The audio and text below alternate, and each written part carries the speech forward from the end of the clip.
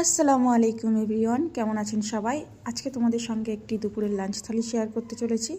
তেমন আহামরি কিছু রান্না করিনি, যেটা রান্না করেছি সেটাই শেয়ার করছি তোমাদের সঙ্গে। আজকে দুপুরে ছিল গরম ভাত আর ছিল লেবু, ওটা পাতিলেবু ছিল। আর রান্না করেছিলাম একটু অন্যরকমভাবে ভোলা মাছের ঝাল, টমেটো কাঁচা লঙ্কা দিয়ে।